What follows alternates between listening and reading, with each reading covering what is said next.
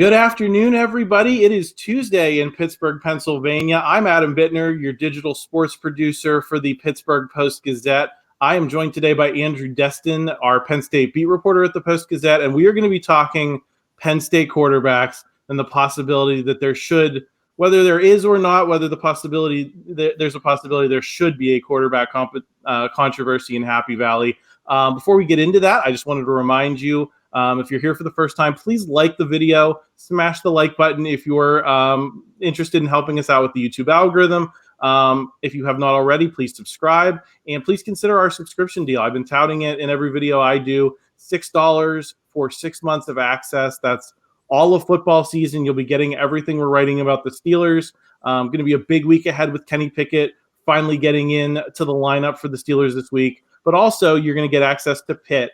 Everything we're doing for that with Christopher Carter and Noah Hiles, and of course everything Andrew's writing about Penn State. So you're going to find the link for that in the description. Check that out if you're interested in that kind of deal. Otherwise, I'm going to tell you why we're here today. But first, I want to let Andrew say hi. And how are you doing, man?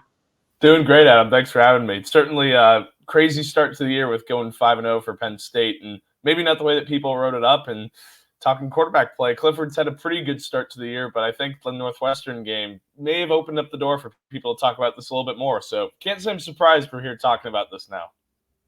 Yeah, let me set this up for everyone. So last week I wrote in our semi-regular Pro Football Focus grades recap, which I'll do. I do it every week for the Steelers, but then I will do it as time kind of allows for the college teams. I like to do it usually 3 times during the year, maybe once at the end of the season, just to give people a feel for what, PFF grades are saying about players, what some external assessments are of these guys.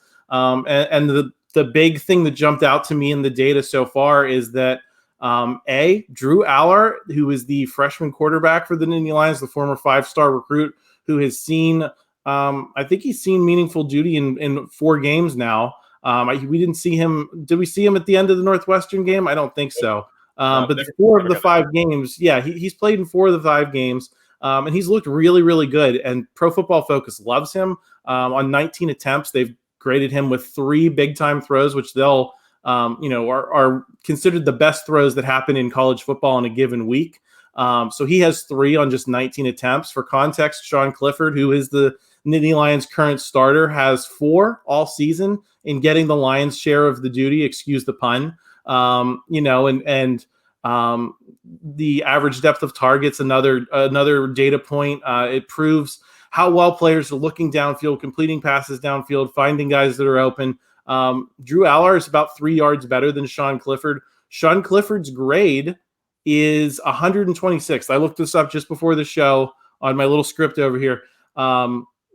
Sean Clifford's grade is 126th overall among passers in college football, which is, there's a lot of quarterbacks in college football, so it's not terrible, but it's not great either. So that data prompted me to say, hey, maybe there should be a quarterback controversy here, or at least conversation. Maybe controversy is a strong word, but we should be talking about the data that says this freshman who came in with a ton of hype, a ton of polish, and he looks the part in every snap that he's played for Penn State. Maybe he deserves to be talked about, in terms of this starting job, because here's the thing for Penn State.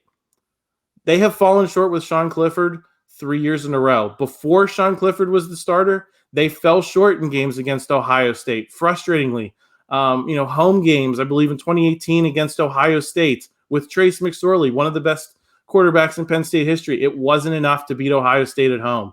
2017 in Columbus, they took the early lead. I think you'll remember that Saquon Barkley kickoff return for a touchdown. That went for naught.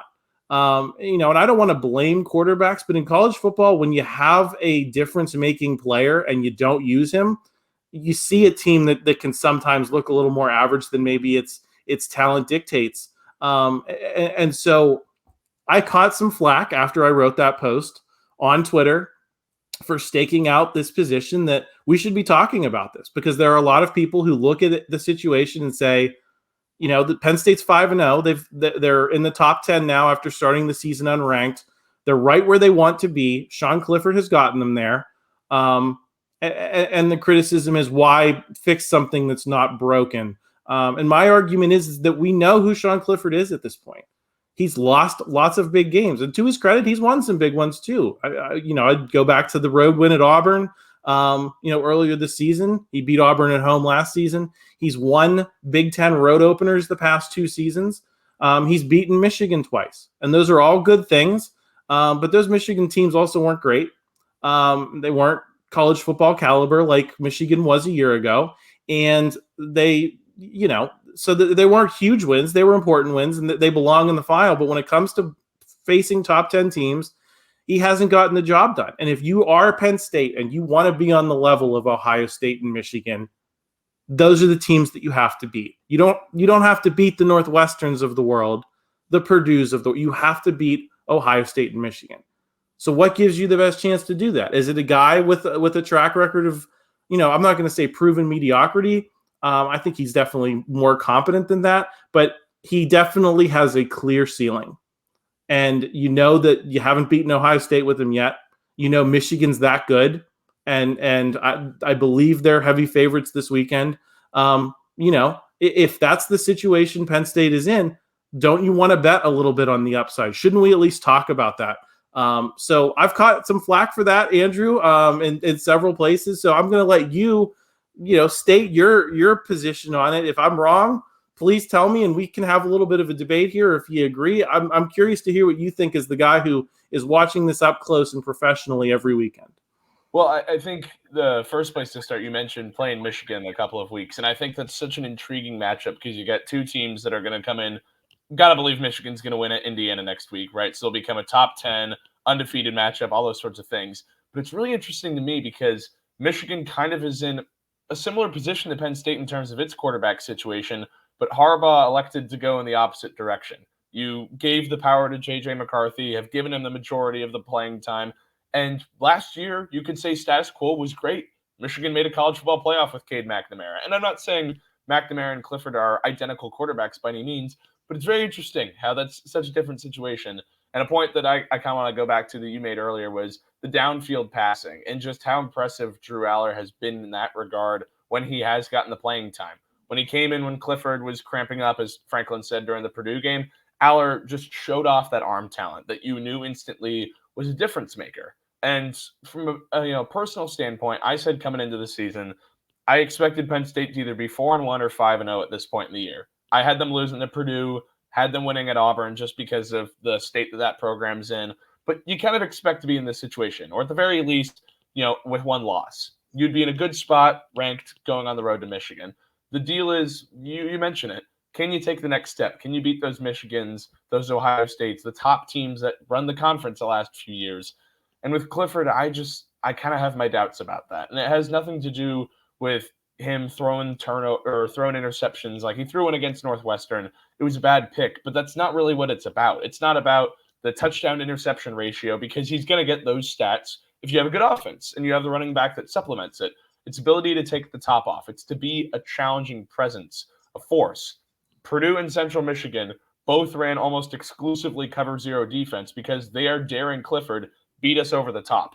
Allar has shown the ability to do that in limited reps. Clifford hasn't. And I got to believe against Michigan, against Ohio State, especially with that revamped defense that the Buckeyes have, they're going to challenge Penn State to beat them over the top. Stack the box, force them to your running game will eventually, essentially go away. And can Clifford beat you over the top? That's where I kind of have my doubts. It hasn't been proven so far in 5 games, and he's a 6th-year player. It's not like this is something that's new to us. Sean Clifford has shown that the deep ball is not his best. 40 of 100 on it last year, and that mark is better than it is at this point this year. So that's kind of where I sit on it. They can win with him. They can be a New Year's 6 team, but my stance on it is kind of you're 5-0, Ohio State and Michigan. They're not going to be betting favorites in those games. So what motivation do I have to say that Penn State's going to get to better than 10-2 with Sean Clifford at the helm is, I guess, where I would say that I'm at on this one. Yeah, I mean, if you're asking me what I think Penn State's going to be with Sean Clifford, I'm going to say 10-2, and I think that's better than what I would have said at the beginning of the season. I don't know if I ever made my prediction public, but in my head it was 9-3, and so I think that they've been a little bit better than I expected them to be, and he deserves credit for that. And I want to emphasize that I'm not here to just talk badly about Sean Clifford. He's been a great Penn Stater. He's made some massive contributions to this program. He has gotten them to a New Year's Six bowl. He's one of the all-time leading passers. He's done some great things, and this isn't really about Sean Clifford. It's about what you can get out of Drew Allar, and the possibility that he could be an all-time great, not just in terms of Penn State, but in terms of even the Big Ten. The Big Ten has not produced a ton of first-round quarterbacks, but I'll tell you what, Allar looks like that kind of guy to me. I went to the game against Central Michigan with a couple people who aren't sports fans. And when Allar went in, there was a particular play where I think he threw it into coverage, and there were 3 people in the area, but the receiver was open, and a good throw could get it to him. And he made the throw, and he made it look great. And I looked at the people I was sitting with, and they looked at me, and they're not sports people, but they saw it. I want to pull at the thread with Michigan a little bit too, kind of to that point, because I've had people say to me on Twitter, hey, Cade McNamara did get Michigan to the playoff. And I think that proves the concept that people are preaching now is stick with a veteran, stick with someone who has experience in those big situations, who knows what they're doing, who's going to be calm under pressure. And that's the winning formula. And that it worked for Michigan. But to your point, Michigan's gone in another direction this season. And this is not as if it's unprecedented in recent college football history for young quarterbacks to replace older ones, with the season on the line. I think most clearly of Tua Tagovailoa coming in at halftime for Alabama, of all programs, of the national championship game, and taking the Crimson Tide to a championship. To me, it's not about credentials, right? Because there's never going to be a freshman that's going to have more credentials than an established starter. And one thing, someone's pointed out to me is that, star rankings don't count for anything. But so what does count? Just that one person was in the fight and the other person wasn't. I agree. Sometimes star ratings in recruiting can be, exaggerated in terms of their importance, but I'm not basing it purely on this is what, he was ranked. I'm basing it on what I've seen from Drew Allar. And I've loved what I've seen. And so, what would you say to someone who says that's the tried and true method? I would say that sounds like some Joe Paterno logic to me. That sounds like some logic from 1983. And it works sometimes. I think a lot of people would hold up Kenny Pickett as the gold standard and what he did last season at Pitt. You trusted a 6-year guy, you didn't move on. But I would say Kenny Pickett didn't have a Drew Allar pushing him. I don't think anyone was breaking down the doors to see Nick Patty play or Nate Yarnell or some of these other guys that were there at Pitt. Penn State has that guy, and I think that's what makes this a bit of a different situation. Yeah, and the point about Kenny, too. I mean, think back. He was starting back in 2017. I mean, he was part of that team for Pitt. It was either 2016 or 17 where they beat Miami. He was the freshman, the young guy coming in. It's like he still was in the position that a Drew Allar is right now, where you're the young upstart who's supplementing the guy who's ahead of you, who's the veteran in the program. And, I'll even take it a step further. You bring up Alabama. Go back a few years before that with Trevor Lawrence at Clemson. He steps in for Kelly Bryant. Bryant ends up leaving to go to Missouri the year after, transfers out of the program. It's when you have elite talent like that, it's really hard to keep it on the sidelines. And I think the point is a good one of, hey, you're Penn State. You're you're confident that you can get to a New Year's Six with Sean Clifford. And if that's what you're going for, then great. Or if you're a little not in over your head, but you're thinking, okay, we're at 5-0 right now. A lot of people didn't think we'd get there. The month of November is a very soft stretch. You get Minnesota at home for the whiteout. 10-2, New Year's Six, maybe get 11 wins, done. Happy with that season. If that's what you're gunning for, good. But I just think that in the landscape of college football, to be, to be stagnant, to be confident with what you have versus trying for more, it's not taking you the next step. And I just think J.J. McCarthy, what he's doing at Michigan, he hasn't been perfect. He's made mistakes. It was a close one against Maryland. Maybe it's by a wider margin if you're running the ball 60 times with Corum and, McNamara is your game manager. Maybe that's the case. I can't say for certain, but you're trying something different because you said great isn't good enough. And I think, to go back a few years, but you could go back to the James Franklin comments after the Ohio State game about not being elite yet, that you're great. Well, right now you could objectively say that Penn State football this year has been great, but they have not been elite. Or you could say they're good or whatever adjective you want to use. But I would be hard-pressed to believe that you're saying that they're elite because They've just cracked the top 10. They're not right now on the verge of making the college football I'm going to playoff. stop you right there. Yeah. I'm going to stop you right there to illustrate that point. What team in the top 10 would you pick Penn State to beat today with Sean Clifford? Maybe on a neutral site, Ole Miss would be one I'd say off the top of my head. But other than that, Ohio State, Michigan, Big Ten, no. I mean, what's the primary reason for that? Primary reason would be I feel like any defense that just stacks the box and says beat us over the top, he's not going to be able to deliver for you. The only way you do it is against a subpar defense. But all those top 10 teams, like Penn State, have very good defenses. So, and right now through 5 games, Penn State hasn't played great defenses. So he hasn't been challenged. And when he has in the past, it's either resulted in subpar performances or being knocked out of the game entirely, like in 2019 against Ohio State.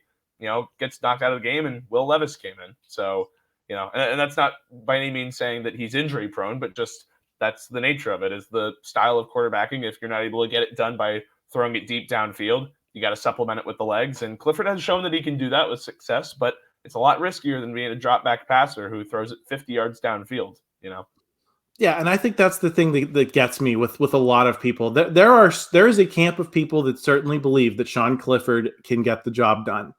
I don't think that group of people is very big. I think if you gave people truth serum and you said, what's your confidence level going into Michigan or welcoming Ohio State, that Penn State's going to win one or both of those games, which is what they'd have to do to win the Big Ten title and compete for a college football playoff spot.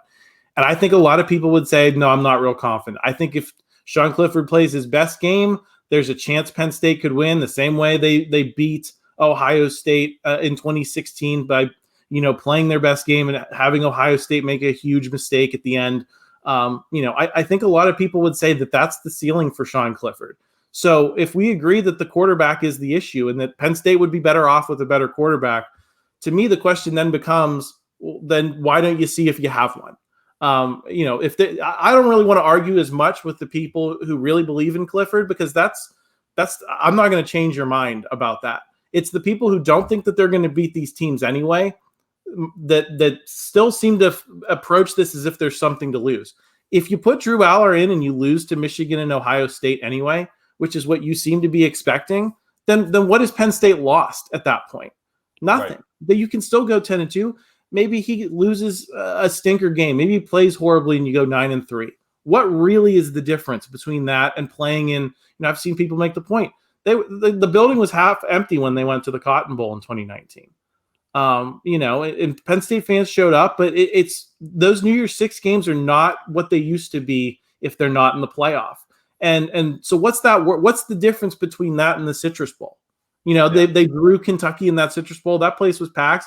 I think that there was more interest in that game, in 2018 than there was the following year when they were in the Cotton Bowl. So I don't really think you're risking anything by going to Drew Allar here. And if you're James Franklin, he can say, hey, this guy's our future. Sean Clifford's not going to be back next year. This guy's our future. He took some lumps this year, but you see the talent. Give me a chance to get this guy to the next level, and we will. And I think that's the frustrating thing to me, is not the people who believe in Sean Clifford, because that's their prerogative. It's the people who don't, who still want to play it conservative. Right. And that it just doesn't make a lot of logical sense to me. If you don't think Penn State's good enough now, then why don't you want to try to be good enough?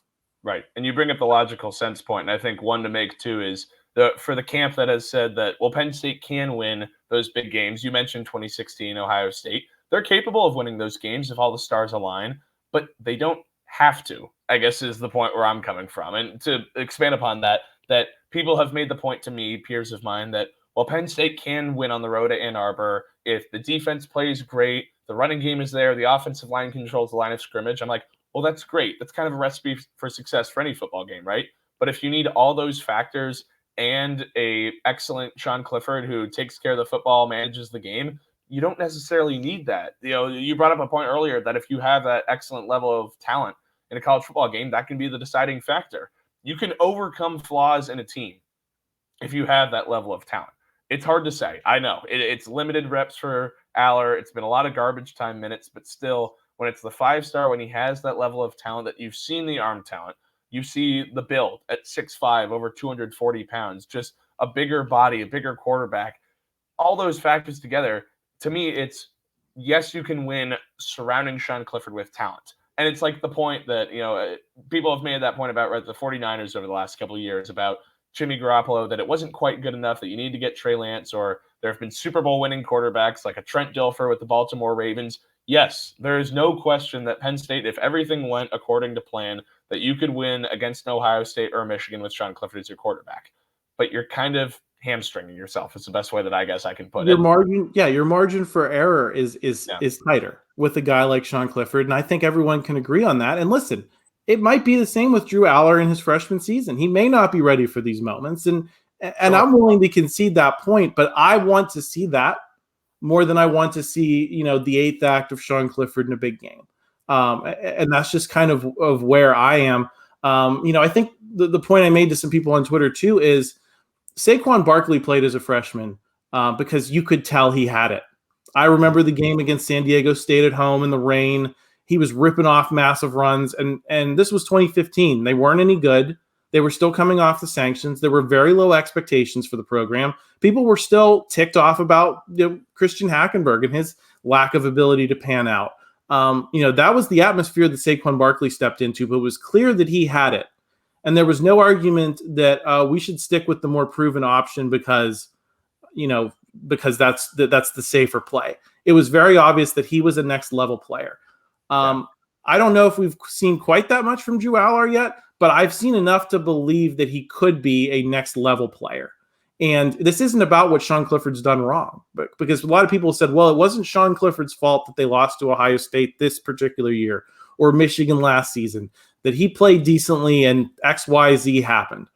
But that's the point that I think Andrew and I are trying to make, everyone, is that a quarterback who is a transcendent talent, who's in, is in that conversation of having talent like Saquon Barkley had, it can make up for those deficiencies. It can hide those things the way Saquon Barkley did when he would rip off a 75-yard run out of nowhere to give you an extra 7 points of breathing room. That's what a great quarterback can do. Do I know that Drew Allar is that guy right now? No. But I think there is a much higher chance that he is than what you're going to get out of Sean Clifford, and that's the point. It's an upside play. And you don't make upside plays when you have a championship caliber team. I don't believe, and I don't think Penn State is a serious national championship contender. I think it can maybe win the Big Ten and get there, and that would be a huge step, regardless of what happens in the playoff. Right. But yeah, this isn't about blaming Sean Clifford for what's happened. It's about saying, how do you improve on Sean Clifford? And you only have one option for that right now that's possible, and he's the guy you're going to have for the years moving forward. So to me, it's worthwhile to see what you have in him and make that upside play. That's just kind of where I am in terms of the conservatism is it's upside. Yeah, and to one more point, in addition to the competitiveness for this year, I saw this was a really good point I saw online was about with Chris being fired as Paul Chris as the head coach at Wisconsin, him being fired and giving Jim Leonard the shot to be the head coach. The point was being made that now coaches are being fired earlier in the college football season because it gives interim guys within the program that they think have a legitimate shot to take it over, gives them more of an extended run to see if they are the right fit for the program.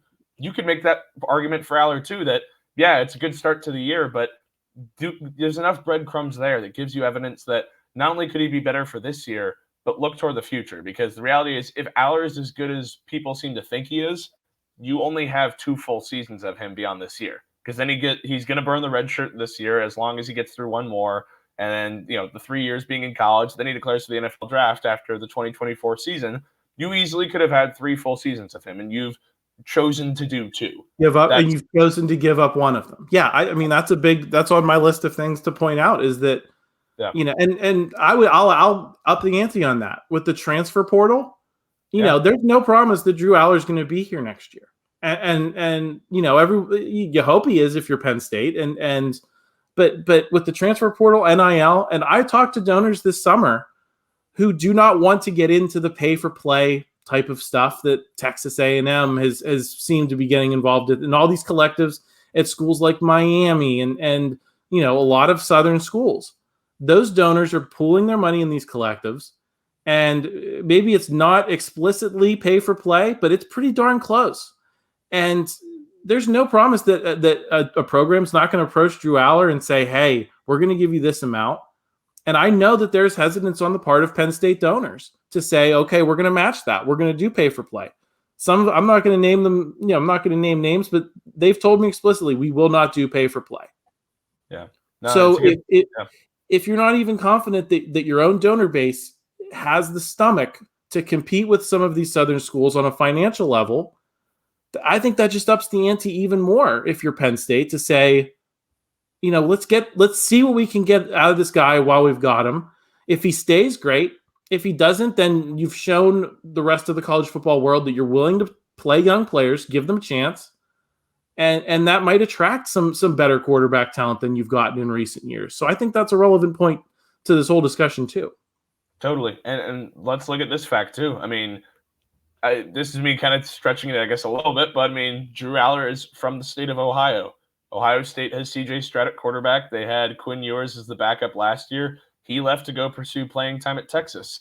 Stroud is draft eligible after this year. Is it so out of the realm of possibility that Allar could return home as a 5-star to go play for a team like Ohio State? Maybe they're confident with their recruiting class and the guys that they have within the program, but your point's a good one. If you're not keeping your players happy, especially the top recruited, top level talent, and especially I think another point that's a good one is that you look across the Penn State roster and there are 5-star guys at skill positions on defense that are getting that extended run that are already playing and making impacts. You have Nicholas Singleton doing what he's doing at running back. It's not quite to the degree of what Barkley did during his freshman year when he took over for Akeel Lynch, but it's important to get these guys time. And I know the coaching staff has tried to do that with Allar, but there's a difference between a couple of series against Ohio and being the starter or alternating or getting every other series or whatever formula it would be to make him happy. I can't get inside Drew Allar's head and tell you if he's happy or not with how things are going, but it's inevitable in the college football world today. You're one step away from starting in another program. All it takes is stepping outside the building, and you got to keep your guys happy. Right now, Drew's not starting, and Sean is. Yeah, and I want to emphasize something too, is that I don't think you and I are making a direct comparison between the difficulty to step in as a running back and the difficulty to step in as a quarterback. Yeah. Completely different positions. It's not a 1-for-1 comparison. And if you were comparing Drew Allar to someone who had it and had that clear, game-changing talent, we wouldn't be having this conversation. But he's not. He's going up against Sean Clifford, who is about as close to a proven commodity as you're going to find in college football. And he's inconsistent, and it can happen at the worst times for Penn State, as we saw certainly last season and in parts of 2020. One other thing I wanted to touch on too, Andrew, is I think a reason we haven't had this conversation much to this point is that the Penn State football beat, which is one of the biggest in the country, in terms of newspapers, websites, different entities that cover a team, as a block, has not wanted to have this conversation. I drew some flack from I won't name the writer on this video, but I pointed out that the critical thinking is what's supposed to happen in the press box. It's not supposed to be a matter of taking what James Franklin says and being his stenographer and just repeating what he wants to say to the public. In our jobs, we're supposed to think critically. We're supposed to have these difficult conversations. And, that doesn't mean that we're right. I've been wrong a lot in my career. And Andrew's just getting started, but I'm sorry, you will too, eventually. And that's just the way it's going to go. And so I'm not going to sit here and tell you that I'm a genius, but I think that there is value in having these conversations. Why do you think that the Penn State football beat has been resistant to stoking this conversation in any way? I think it's difficult because it's two ways, right? It's one in terms of what you're getting out of Franklin, right? When he answers questions that are related to this topic, it's kind of not necessarily a shutdown, but there's not really a conversation because he's made the point that I'm not going to address it because Sean's our guy, Sean's our quarterback. So the coverage doesn't expand beyond that. And it's a little difficult because, as people on here will probably know, your freshman players at Penn State aren't going to be made available to reporters. So having the conversation directly with Drew is a difficult one too, because you can't have it. So how do you expand beyond what James is saying and then what the players are. It kind of has to branch the next degree beyond that. And I think that's where the problems arise, or where it doesn't necessarily exist in terms of that reporting depth. Is just based on that regard. But it's I would chalk it up to that, but it's a difficult one because I'll be frank and say it's not something that I've pursued to the degree that maybe the coverage has warranted in that aspect. But oh yeah, I mean, I don't think it's malicious on anyone's part. Certainly, I just to me it seems kind of obedient. And I had the beat writer in question compared it to the coverage of the Steelers quarterback controversy here in Pittsburgh with Kenny Pickett and Mitch Trubisky. And honestly, Mike Tomlin handled it the same way. He, last week in Cleveland, last Thursday night, he said, we're not gonna be putting Kenny Pickett in there. He said definitively that Mitch Trubisky is the starter. And then what happened this past Sunday at halftime? I believe the question that was posed to Mike Tomlin was would you consider replacing Mitch Trubisky after the Jets game? And he said no. And then he did it during the Jets game in the time that it was happening. And there's been critical conversation in Pittsburgh since the moment Ben Roethlisberger retired. We've been talking about not just Mitch Trubisky and Kenny Pickett, but Mason Rudolph too. And I think that's healthy for the discourse is to have these conversations. And someone's going to be right, someone's going to be wrong, and half the time it's usually me that's wrong. And I'm fine with I'd love to be wrong. And Penn State goes on a 12-0 tear with Sean Clifford and makes the playoff, and that'd be entertaining for everyone. But I don't think I'm wrong. And I think that having these conversations at this point in the season, especially during a bye week, is worthwhile. And so, if you're wondering why we're the only ones talking about this, that's kind of my perspective of, I'm coming from a Pittsburgh perspective of sure. We're having those conversations here, and they did lead to something. There was a change. There was, whether the team insisted on the surface or not, it was obvious why there should be a conversation, and people had it. And, I'm not going to say that's why Kenny Pickett started, but it was a conversation worth having at the time because you knew the players involved and you could read the tea leaves of what might happen. And I think that that's where we are with Penn State. And it seems like it's a completely different discourse, in part because some of the people covering the team aren't on that same page that maybe people with the Steelers are. Right. And I think another point is the performance related one as the team as a whole too, right? So you have with the Steelers, you dropped to 1-3 now, and Penn State's at 5-0. So it's harder to, I guess, for people to point out that there's a flaw when the on-field result, when it comes down to win versus loss, is different. The situations, I guess the way I would phrase it is the situations are being viewed as wildly different when maybe they shouldn't be perceived in that light, because the win-loss record isn't the only thing that needs to be talked about. It can also be the future, the performance, and college football and NFL are very different. In the NFL, any given Sunday, I always say it's like teams can lose. It's very difficult, regardless of who your quarterback is, for Penn State to lose to an Ohio or a Central Michigan. So it's not just look at the win-loss. It's look a little bit deeper at that. Look at the performance. But when you have your trademark wins on the road against the likes of Purdue or an Auburn, maybe that makes it a little bit more difficult to have the conversation. But to your point, it doesn't mean that it's one that's not worth having. It's still an important one. Yeah, and it's the bye week. So let's dig a little deeper and talk about this, because I think, I was definitely not on the Drew Allar page to start the season. I think some people in conversations have said, oh, you said this after Purdue. I was not saying it after Purdue. I hadn't seen him up close until the Ohio game. And that's when it began to start to, if you'd asked me at the beginning of the season what, I thought was going to happen, I would have said it's going to take 2 losses for Sean Clifford to lose this job. And once Penn State's out of contention for anything, Big Ten title, playoff spot, any of that, then that's when, you're going to see Drew Allar, and that's just the way that it's going to be. And I didn't think it would be as complicated as it was when I saw him and saw the visual difference. And, the term you used is arm talent. And that's what I usually, it's a sports writerism, but in this case, I think it really applies. Like, you can just see the difference, whether you're a sports fan or not. Yeah, no, completely. And then to your point also of if it's 2 losses, I think you look at that month of November too. That would be a great time to say, hey, take off the training wheels, because your matchups are Indiana, Maryland, Rutgers, and a Michigan State team that this year has shown that it has a very tough time of stopping the other team from scoring. So why not after 2 games or 2 losses? Let's play that hypothetical, right? Month of October. If you lose at Michigan, let's say you beat Minnesota and you lose to Ohio State, and you're sitting 6-2 and go, those are the 4 games in front of you. You got Indiana, Rutgers, Maryland, and Michigan State. Why not give some extended run, see what you got, and at least start planting the seeds for 2023? Because to me, that would be a point to do it. Then it becomes the more complicated conversation. Maybe then is, hey, you beat Michigan, but you lose to Ohio State. You could be an 11-1 team if you keep riding with Clifford. Then we're back to having a conversation with valid points on both sides. But I think that there's a point to be made that after 2 losses, you could say, hey, switch it over to the freshman. Why not? Give it a shot. That 7-1 scenario is not one I really want to think about, because I do think it becomes a much more complicated conversation at that point. I think, this is the first time I've thought about it, so I'm just going to reflexively say what I think. At that point, I think you can rely on Clifford to get you there, right?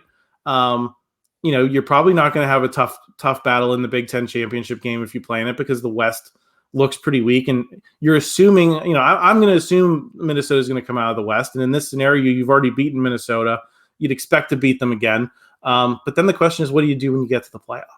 And you got a month to prepare. Drew Allar possibly is the more talented guy to go in and try to beat these top 4 teams that are, how many teams have had that 4th seed in the last handful of years and just gotten their doors blown off, including Michigan last season. And if you're Penn State in that position, I think that becomes a really interesting conversation, but we might be getting a little bit ahead of ourselves for now. Yeah, maybe a little bit for sure. But the reality is the Big Ten title goes through the Big Ten East. The Big Ten West, it's kind of a moot point of whoever wins that. So, that October 29th game, there have even been arguments I've seen that the Michigan game doesn't matter as much as people say, because Ohio State's going to beat Michigan anyway, and it all comes down to beating Ohio State at home. And I think that's maybe taking it a step too far. And then with Allar, it's, hey, if you get him ready for the month of November, and you mentioned how do you get him ready for top 4 teams, well, I can think of a way right now that you could get him ready for a couple of top 4 teams. It's by playing them. You could play Michigan and Ohio State. So it's a tough one for sure. I understand where they're coming from on wanting to go with Clifford at this juncture now that Allar hasn't gotten that substantial playing time. He's played, but it's not as if it's the 50-50 split or something like that. Going into Michigan, it kind of signals a lot of what you're going to get out of Clifford, or whether he's going to be your guy for the next few games for sure. But it's an interesting point to be made, is you could get him the time in these top 4 matchups, wait till November. There's a lot of different options here, but I think the point is talking about them is a good one, because not mentioning it just proves that, hey, you're comfortable with Clifford, and maybe seek beyond that, maybe expand the notion a little bit. We'll keep the line open, Andrew. We got a YouTube channel with endless space to talk about these things in the weeks to come. So, and I know you have been doing the Thursday show now with Noah Hiles that's college football focused. So if you enjoyed today's conversation, Andrew's going to be back on Thursday every single week. He'll be with Noah Hiles. They'll be talking Pitt and Penn State, and a little bit of national storylines as well. So, please hit that subscribe button so that you don't miss any of that. And like I said, please consider that digital deal, 6 months of access for just $6 to postgazette.com. We'll be doing our best to keep feeding you interesting storylines on Penn State and everyone else. But in the meantime, everyone, have a great rest of the week. I will be back on Sunday for Steelers versus Bills with Paul Zeiss. Christopher Carter will be back Wednesday, I believe, with Jason Mackey on the North Shore Drive podcast. So stay tuned for that.